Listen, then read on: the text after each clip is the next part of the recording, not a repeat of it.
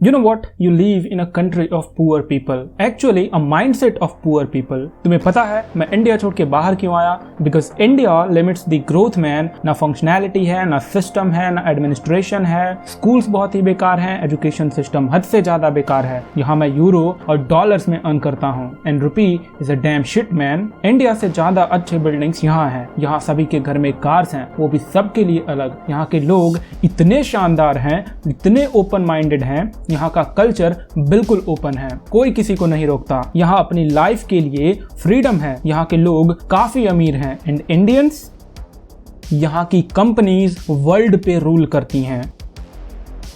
आपको क्या लगा ये मैं बोल रहा हूँ? बिल्कुल नहीं. कुछ दिन पहले मैं अपने दोस्त से बात कर रहा था and this is what he said. He was right but wrong at the same time. Actually the people who leave India in search of better lifestyle, I mean food, they are literally influenced by the western culture. Well, they are not influenced. They are slaves of Western culture. You just fall in the trap of what the world call it as brain drain. Of course, you're gonna have a better lifestyle. You'll be earning in dollars, but giving the reason that rupee is nothing in front of euro and dollar.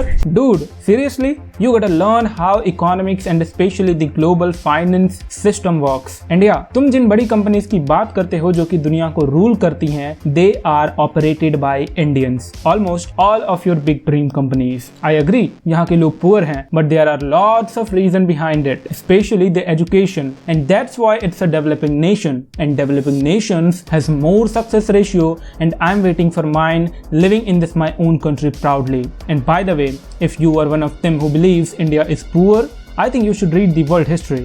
Not because you will find India was super rich, but because you will learn how poor your Western culture was. Of course, Indian education system में flaws हैं, बल्कि बहुत सारे flaws हैं, but still it has given some serious and promising results like APJ Abdul Kalam, CV Raman and many more like them. If you think India's culture is the real issue and you are not talking about the modern world, I mean the Western issues, then it's okay.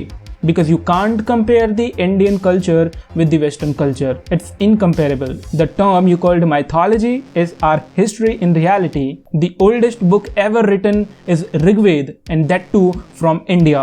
When your Western culture was hunting for foods, Indians were writing history. The dream companies you talked about, उनके founders India आए थे, and that too in search of peace. Like founder of Apple, Steve Jobs, creator of Facebook, Mark Zuckerberg, founder of Google, Larry Page and many more like them. I know, India is not rich in terms of what you call as economy, but dude, just wait for 2050 because बड़े काम की रचना छोटे से शुरू होती है and शुरुआत हो चुकी है in terms of everything like health, education, economy, service as well as products. Startups are gonna boom and of course, I wanna be a part of it. And remember, since India is growing and the globalization is at its peak, so the next 10 years is what you can dedicate yourself to capture the some amount of India's growth, and guess what? You have a chance to tap a market on your own wish. And remember this dialogue for the next 10 years.